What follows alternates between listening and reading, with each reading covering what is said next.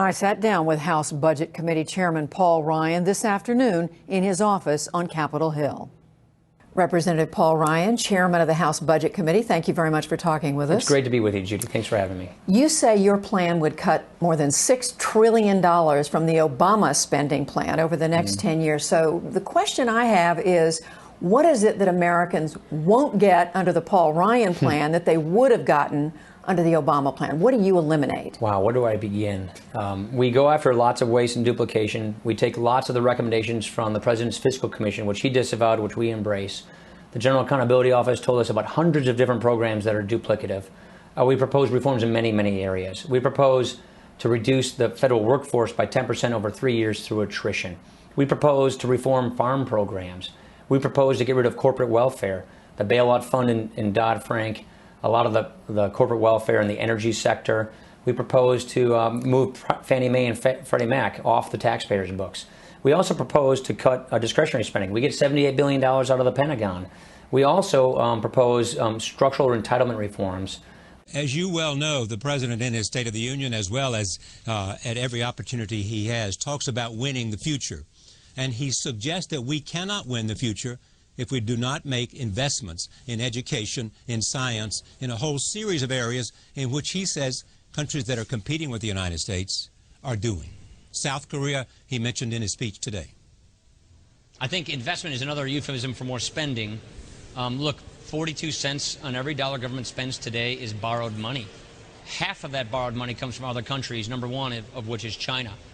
You can't sustain a viable economy, win in the future, if you got to rely on other foreign countries to cash flow your government. We've got to get the spending under control, and then as we do that, we have to prioritize spending.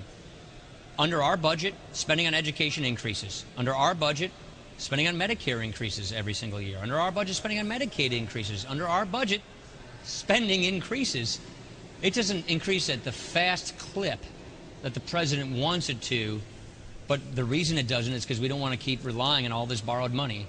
We want to get the deficits down, get the deficits paid off, so we can get down to the business of paying off the debt. And under our bill, according to the Congressional Budget Office, not only do we end up balancing the budget, we pay off the debt itself. It takes time, but we do that. Under the CBO's analysis of the president's budget, he doubles our publicly held debt by the end of his term, and then he triples it by the end of his budget window. The president doesn't come anywhere close to getting the deficits down to what they rate as a sustainable level, let alone get the deficit under control, the debt under control. And so you got to remember, Charlie, today's high deficits and debt mean to entrepreneurs and businesses and job creators more tax increases and higher interest rates tomorrow. So showing that we're not getting this under control shows the economy that it's going to be an ugly road. Don't invest in the future. Don't win the future. We've got to show that we're getting these deficits and debt under control, which are driven high by spending, so that we can get job creation today. So yes, deficit spending cuts and deficit reduction is good for job creation today because it shows the world, the entrepreneurs, the small businessmen and women of America, the credit markets, that we're getting our act together, we're getting our situation under control, and that they're not going to have crushingly high taxes and interest rates to pay for this mess we've created. All right. Well, let me just ask you this then. If you do not get those agreements, Mr. Geithner said this morning he thought May 16th would be the time when we run out and we'll have to do this or start defaulting on the T-bills. What if you don't get the agreement you're talking about, let's say before May 16th? Then what do you do? Well, he's also said it's beyond May 16th. I don't think May 16th is a hard deadline. Well, we still don't even know what the April tax talking about this morning. There are things Treasury can do to get more time, but I sort of reject the premise of the question, which is we should just ignore the spending problem and just keep raising debt. Look, we shouldn't ignore the spending problem. It is why we have this debt problem in the first place. So we need to work together to get spending under control while we deal with this debt. The reason the debt ceiling is being hit is because spending has been going on unchecked in the past. We want to make sure that we deal with this in the future. Beyond this $35 million in cuts to just the House budget, that's just the beginning. Just being $100 billion over the next calendar year. You know, their budget analysts who say this is not feasible, this is fiction, and this is, again, symbolism on your all's part that's going nowhere. How do you respond We to that? spend nearly $4 trillion a year in our federal budget. And to suggest that we can't cut that kind of spending is just ridiculous, I think. We Can you need to offer cut specifics spending. at this point? So You're we talking will be about offering education, specifics. Just wait transportation? till we put our bills out there, then you will see the kinds of specifics we're talking about. But we plan on bringing spending cuts to the floor every single week. We're cutting our own budgets this week. We're going to keep bringing spending cuts to the floor. We want to focus. See, the problem is Washington has been biased in favor of raising taxes and raising spending. We want to reverse that bias in toward cutting spending. We had the Secretary of Defense outlining today defense cuts. What's your own view on the likelihood that the defense budget Absolutely, is going to be cut as opposed to grow? Nothing should be off the table. All of the discretionary spending should be on the table. Some people, I would argue, want to take defense too far and try and budget for a peace dividend, but we're not in peaceful times. But we can't ignore the fact that when you throw $700 billion at any government agency, the Pentagon included, there's not going to be some waste that we have to go after. So we need to do real effective oversight and go after a lot of the waste and abuse that has occurred over the Pentagon and save that money as well. Let me just ask you finally, you start this new year, of course, in control of the House. What is your realistic level of optimism that you can work with this president and, for example, reach a deal on reducing this deficit? Well, I hope so. I don't know that we're going to get big agreements, especially because health care is the real leading cause of our deficit and our debt. So I don't think the president's going to wake up one morning, later this month and agree with us on health care. But hopefully on some other things he'll agree with us. Hopefully the president will move toward the middle from where he has been and work with us to cut and control some spending in some other areas of government to try and get this deficit at least beginning to head it in the right direction. At the end of the day, though, health care is the big issue, and that's going to be the big budget buster. That's going to be what explodes the debt, and we got to deal with that. All right, Congressman Paul Ryan, Chairman of the House Budget Committee. Appreciate it very much. Well, let me ask you one question as a follow-up. It seems to me every Republican that goes on Meet the Press lately is asked, where will you cut? They say nothing. They will not mention any cuts. No, I've had Congressman Pence on who won't say any cuts. So you won't raise taxes and you won't cut spending. So in other words, all this bitching about the deficit doesn't mean squat because you won't do either raise taxes or cut spending. Neither one. This year, Congress isn't even doing a budget, but last year when we did a budget, I brought a budget to the floor that specifically cut $4.8 trillion of spending out of the budget and paid for all of these tax cuts and debt reduction. 2 months ago, we put out $1.3 trillion in very specifically listed and enumerated spending cuts. So I can go with you on cuts. I can show you all the kinds of cuts. But that's 1/300th of the deficit.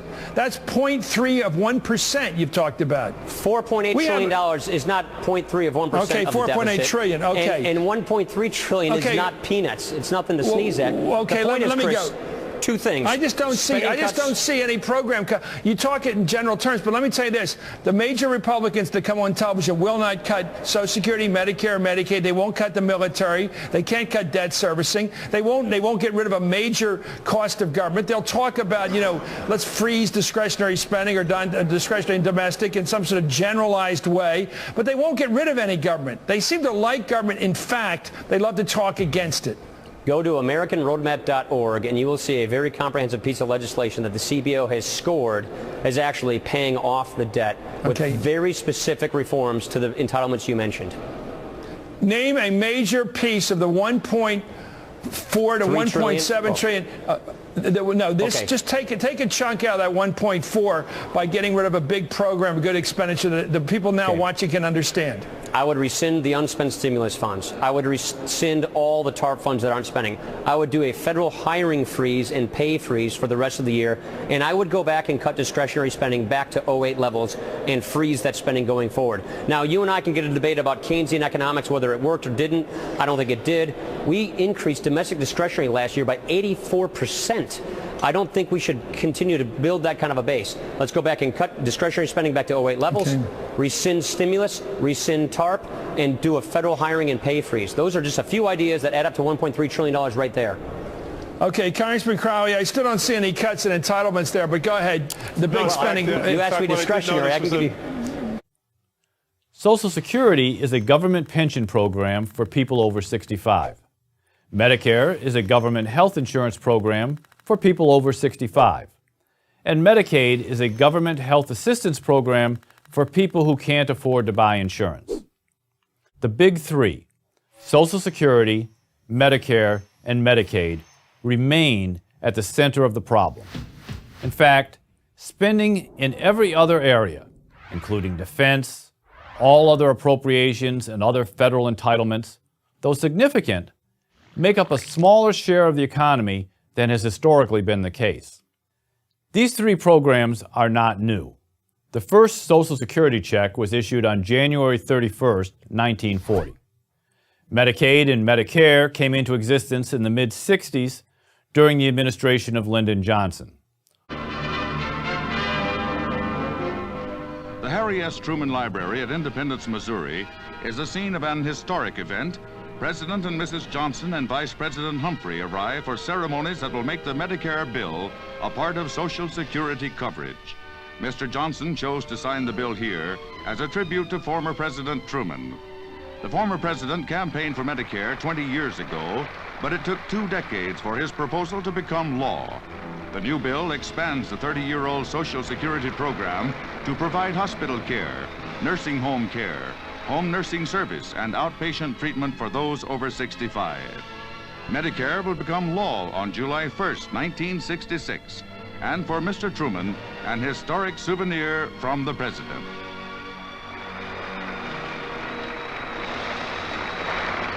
For Mr. Truman, the passage of Medicare is a dream come true.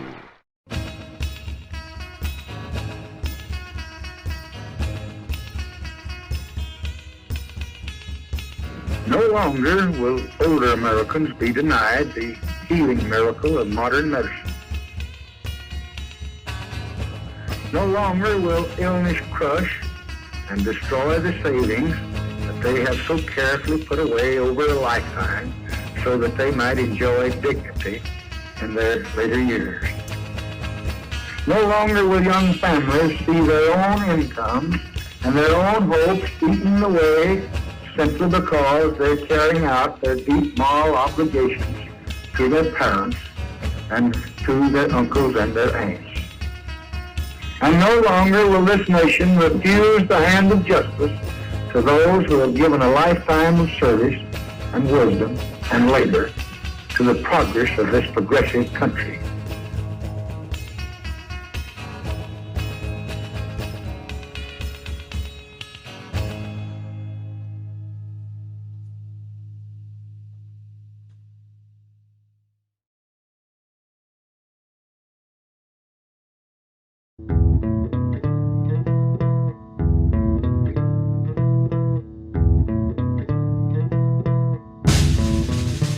"1965 could be described as the best of times and the worst of times. Coming off a landslide victory against Republican presidential nominee Senator Barry Goldwater in November 1964, President Johnson, on January 4, 1965, in his State of the Union address, outlined his administration's Great Society goals. One of the cornerstones of LBJ's Great Society vision was Medicare, a federal taxpayer finance program with modest premiums to provide health care coverage for the elderly. On January 7, 1965, President Johnson outlined his ideas about expanding the federal government's role in medical care in a special message to Congress, advancing the nation's health. Our first concern must be to assure that the advance of medical knowledge leaves none behind. We can, and we must, strive to assure the availability of and accessibility to the best health care for all Americans, regardless of age or geography or economic status. With this as our goal, we must strengthen our nation's health facilities and services, assure the adequacy and quality of our health manpower, continue to assist our states and communities in meeting their health responsibilities, and respond alertly to the new hazards of our new and complex environment. Getting Medicare passed in 1965 was not a slam dunk for Democratic President Johnson, even though the Democrats had huge majorities in Congress after LBJ's 1964 landslide victory. He had to overcome the opposition of powerful conservative Southern Democrats who chaired influential committees in the House and the Senate. And there is considerable evidence that LBJ deliberately lowballed the future costs of Medicare to get his legislation passed. Prior to the passage of Medicare, about 50% of the elderly had private hospitalization insurance. Today, nearly all Americans over the age of 65 are covered under Medicare's Plan A for hospitalization. Over the past 50 years, Medicare has expanded substantially, adding more and more benefits, despite the original premise that medical coverage for the elderly would be a modest program that would not become a major burden for taxpayers. Medicaid, signed into law with Medicare on July 30th, 1965, provides health care coverage to millions of Americans, including eligible low-income adults, children, pregnant women, elderly adults, and people with disabilities. Medicaid is administered by states according to federal requirements. States and the federal government fund the program jointly. Both Medicare and Medicaid began as relatively low-cost programs to deal with the health care needs of the elderly and the poor. Nevertheless, projected Medicare and Medicaid costs were substantially below actual costs. In 1965, congressional analysts estimated that Medicare would cost $12 billion in 1990. Its actual cost that year was $110 billion. The hospitalization program alone was supposed to cost $9 billion, but wound up costing $67 billion. These are not small forecasting errors. Fast forward to today. Federal spending for fiscal 2014 totaled $3.5 trillion, with net spending on Medicare, that is Medicare spending minus income from premiums and other offsetting receipts, comprising 14% of the total. Spending on Medicaid, along with spending on the Children's Health Insurance Program and exchange subsidies, represented 9% of federal spending in 2014. In the future, Medicare outlays are projected to increase nearly twofold, from $527 billion in 2015 to $981 billion in 2025, an average annual growth rate of 6.4%. These estimates do not take into account additional spending that is likely to occur to avoid reductions in physician fees scheduled under current law. Medicaid enrollment has increased from 4 million in 1966 to 70 million today, while spending has increased from less than $1 billion in 1966 to more than $430 billion. Based on current projections, by 2025, Medicaid will spend more than $1 trillion, with the states picking up half that amount.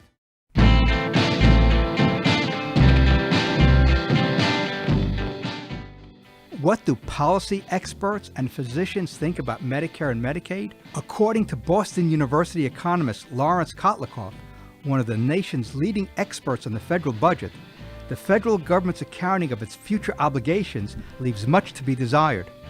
Well, Medicare and Medicaid and Social Security all have big expenditures projected in the future, vast expenditures. The baby boom generation is 78 million in size, maybe 77, 79, depending on how you count it. They're all going to be collecting benefits from these different programs, or almost all of them. And those obligations are sure things. They're not on the books. They're not recorded as part of the government's debt. So we have all these expenditures into the future, and then we've got the tax projections for covering those expenditures. And if you look at the difference between these two, if you take all the projected expenditures from now till the end of time, based on numbers the Congressional Budget Office puts out, and value those expenditures in the present. So that's what we call present value. If you had to pay it all off today, what would it be worth? And then you compare that with the present value of all the taxes. And the gap between the two, which is called the fiscal gap, is $210 trillion. Now, Medicare and Medicaid are a very big part of that problem. But how much you say is due to those programs versus the other programs is a bit of an accounting game. You could say, well, Medicare and Medicaid are in fine shape because all the federal income taxes and all the payroll taxes are really allocated, in my mind, to cover those programs, and it's the other programs that are short of funding.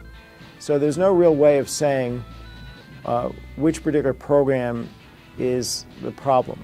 What we do know is that the expenditures as a group are far beyond what anybody's right now willing to pay for, and therefore what we're doing is we're leaving an enormous bill to our kids. So we're doing all this off the bookkeeping. The fiscal gap right now is about $210 trillion large. The official debt, the obligations that are formally recorded, they represent only $13 trillion. So you have the true problem, the true debt of the country is $210 trillion. The reported problem is $13 trillion. So the difference between these two numbers, which is almost $200 trillion, is what Congress and administrations are hiding. That's the degree of lying. That's a direct measure of the degree of mendacity that we have in our fiscal counting. So this is the big problem here, that we're lying to ourselves, we're lying to our kids, and we're leaving our kids in terrible shape because somebody has to pay these bills. All three programs were greatly expanded in 1972 during the Nixon administration. And every year they gobble up more and more of the federal budget. How much more? Just listen to these numbers from the Congressional Budget Office. In 1970, these three programs accounted for 21% of all federal spending. By 2012, they accounted for 42% of all federal spending. And now, we've added a fourth new federal assistance program, the Affordable Care Act of 2010, otherwise known as Obamacare. Just to give you one example, Medicare Part B, the part of Medicare that covers doctor services, was originally projected to cost $500 million a year. In 2012, it cost $164 billion. Whatever you think about the value of these programs, how are we going to pay for them? The Congressional Budget Office projects that before today's 25-year-olds are ready to receive Medicare, these four programs, Social Security, Medicare, Medicaid, and the Affordable Care Act, are expected to cost more than all the money the government collects in taxes. That would mean we would have to borrow money to pay for everything else. Our armed forces, road repair, everything. All right, let me talk about some of the things he said. Talking about your plan, he said, but the way this plan achieves those goals would lead to a fundamentally different America than the one we've known throughout most of our history. He talked about the cuts you've suggested. He said, these are the kinds of cuts that tell us we can't afford the America we believe in. And they paint a vision, talking of your cuts, of our future that's deeply pessimistic. He said it's a vision that says if our roads crumble and our bridges collapse, we can't afford to fix them. So he continues to compare your vision and his vision, saying that you're presented with a vision from you that says the United States of America, the greatest nation on earth, can't afford any of the things that it should do in terms of building a future. And then finally, he says, this vision that says even though Americans can't afford to invest in education or clean energy, even though we can't afford to care for seniors and poor children, we can somehow afford more than $1 trillion in new tax breaks for the wealthy. He says that's not right and it's not going to happen. Is that the core issue? Social Security, Medicare, and Medicaid. That doesn't mean spending less money than we already are. It simply means not increasing our spending as fast as we have been. Social Security would be a good place to start. In 1940, the average life expectancy of an individual in the United States was less than 65, the age at which people begin to get Social Security. Today, average life expectancy in the U.S. is almost 80. Obviously, it's time to move the age at which Americans receive Social Security to reflect our longer lifespan. There are a lot of common sense reform ideas out there, but if we don't enact a few of them soon, we're just going to continue to watch the debt grow bigger and bigger. This issue, controlling spending, should be of intense interest to everyone, but especially Americans under 30. If we go on spending much more than we take in, they're the ones who are going to be left holding the bag. So the next time a politician proposes a generous new government benefits program, the first question should be, where is the money going to come from to pay for it? And if he or she is honest, there's only one answer: from you. I'm Michael Tanner of the Cato Institute for Prager University. If you don't fix entitlements, Charlie, if you don't get spending under control, there's not going to be any money left for those other things. For roads, for bridges, for education, for the environment. By fixing the drivers of our debt and getting these entitlement programs saved, sustainable, and secure, you free up money for these other priorities in government. If you don't address the drivers of our debt, which clearly the president's not, he's not making a proposal to do that, then you don't have money left for everything else. And so I'm amazed that he would use that kind of hyperbolic, hyperventilating rhetoric to describe a plan which we clearly don't do that. We call our plan a path to prosperity because it's welfare reform to get people back to work. It's economic growth and job creation. It's getting Medicare, Medicaid, Social Security saved. We want to save these programs. And by the way, our proposals don't change a single benefit for anybody the age of 55 and above. So if you're in retirement or 10 years away from retiring, no change whatsoever. And we're saving it for the next generation, which, by the way, if you're in my generation, you don't think you're going to get these benefits anyway, because that's what the actuaries are telling us. And we actually have a plan to pay off this national debt. That's un-American, giving our children a crushing burden of debt, lower standard of living. There's no such thing as a free lunch. Increasing Social Security and Medicare tax rates makes it more expensive for firms to hire workers, and so firms hire fewer of them. Over the past 50 years, each 1 percentage point increase in Social Security and Medicare tax rates has been followed 1 year later by 0.1% increase in the unemployment rate. But he does say that he can save money with health care over the next 10 years by reducing the cost of health care, and it is more important to reduce the cost of health care than it is to do something that would simply, as he says, threaten a voucher program, which you don't call it a voucher program, but he says that would threaten the ability of seniors to get health care 10 years from now. Yeah, I actually believe he knows that this is not a voucher program. His experts know that this is a premium support program. Vouchers, you give the money to the person, they go out in the marketplace. That's not what this is. People get a choice. This is 54-year-olds and below. They get a choice of Medicare-approved comprehensive plans to pick from. Then Medicare subsidizes that plan, exactly like the prescription drug benefit works today, just like Medicare Advantage would work, or like the plan I have as a congressman. That's what we're talking about. Now, former Clinton White House budget chief Alice Rivlin helped Ryan come up with this part of the plan. She joins me now from Washington. Welcome to In Business. Ms. Rivlin, it's wonderful to have you on the show. As you understand Congressman Ryan's proposal, does it represent the tone and tenor of your original vision for Medicare and Medicaid? It represents the same concept. I haven't seen the version that is in the budget resolution, and I fear that I won't like it very much because I think it's less generous to Medicare recipients, and also it phases in very slowly. The version that I developed with Senator Domenici first is one in which seniors would be able to choose between traditional Medicare and going on an exchange and choosing a private plan. The private plans would compete for their business, and the plans would get a risk-adjusted payment. That means it would be more if you were older and sicker.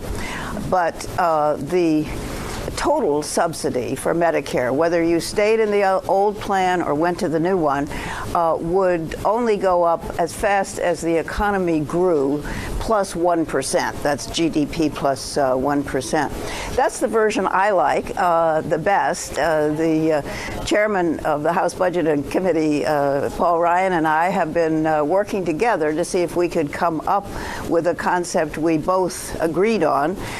His is a little different, but the concept is the same, and I think it's a good way to go for Medicare for the long run. Okay. For those who aren't tuning into this so keenly, you'll hear them say voucher or premium support, whatever, the same thing. Not true. Here's what a voucher is. Go to your mailbox, you get a check, you get money on it, like school choice voucher or something like that, and then go buy something. That's not what premium support is. That's not what this proposal is. What is this proposal? What is premium support? We all have premium support because we're federal employees. Medicare Part D, the drug benefit, is premium support. You have a list of guaranteed coverage options from Medicare. Guaranteed. You can't be denied. It's community rating. It's guaranteed issue. No matter who you are in Medicare, you get it. Nobody can turn you down. You choose from a list of guaranteed coverage options that have to be at least actuarially equivalent with traditional Medicare. And then you pick the plan that you want, and then Medicare mails the check to your plan to subsidize your premiums. If you're poor, you get 100% coverage. 100%. I mean, all of your out-of-pocket costs. As you get sicker, like a person's elderly parents, the 65-year-old Boeing engineer he's pretty healthy. But the 88-year-old elderly parent, so healthy. So as she gets sicker, her support goes up even more to protect her. If you're a wealthy person, we don't subsidize you as much. You know why? Because you're wealthy. You can afford more out-of-pocket costs for your premiums. And if you're a middle-income senior, the premium support is equivalent to what you have today.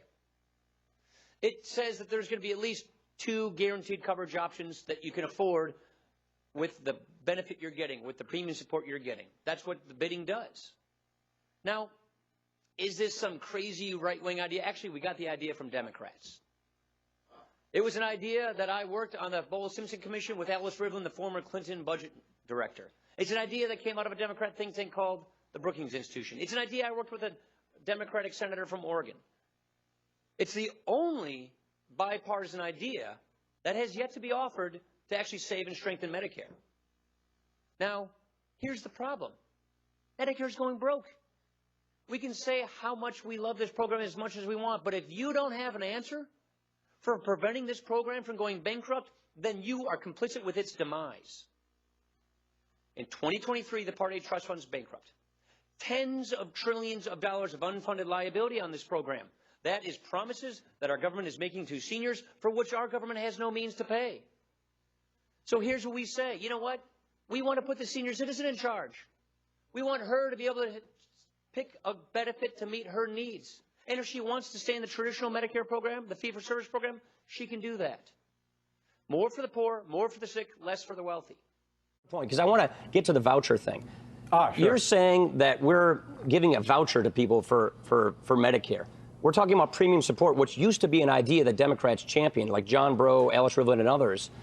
This is not a voucher proposal where you get a check in the mail and then you take your money and you go buy something and good luck, you're on your own. No, this is a Medicare exchange where Medicare gives you, when you turn Medicare eligible, a list of guaranteed coverage options, just like Medicare Advantage works today, or like the Part D benefit works today. You pick your plan that you can't be denied, that Medicare pre-screens, just like federal employees do, and then Medicare subsidizes it. And here's the point I'm trying to make on the trickle-down point. We're saying don't subsidize the wealthy person as much. Target your spending, your taxpayer reallocated federal government spending to those who need it the most. More money for the poor, more money for the sick, less money for the wealthy. We've been speaking here about your concept of how to reform Medicare and Medicaid playing what appears to be a big role in how Republicans, specifically Congressman Ryan, wants to rein in spending going forward. And I want to ask you, is it making too much of the fact that you're a Democrat and Congressman Ryan here is building off of your concept? I mean, is this an effort towards bipartisanship? I hope so, because we aren't going to solve these problems unless we have bipartisan consensus. I think premium support or a defined contribution plan for Medicare is neither a Republican nor a Democratic idea. I think it's a good idea. But it is a third rail, so to speak. It's quite controversial, as you said, for the president to address some of those entitlements.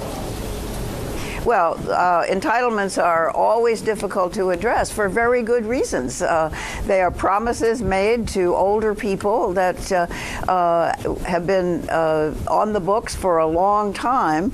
And right now, we have so many more older people retiring that we can't afford all the promises we've made. So we have to restructure the programs. That's very controversial, whether you're talking about Social Security or Medicare or Medicaid. But we have to do it. Medicare, in particular, is not sustainable for the long run. So we have to figure out how to restructure it. And I think premium support or a defined contribution approach is a good one. In your proposal, I mean, we're simplifying it here, but it's understood that more affluent Americans would pay a larger share of their own Medicare costs under your proposal. It would also, as I understand it, cause younger people in their 30s to perhaps pay more of their own health care costs going forward. Is that correct?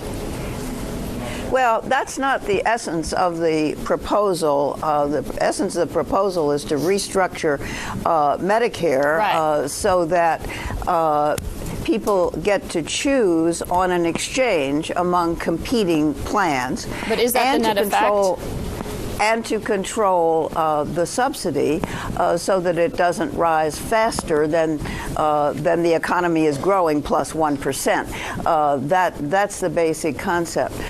We already have some income-related premium in Medicare, and one could do more of that within a premium support program.